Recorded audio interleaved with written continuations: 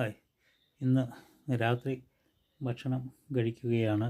രാത്രിയിൽ കപ്പപ്പുഴുക്കും ചോറും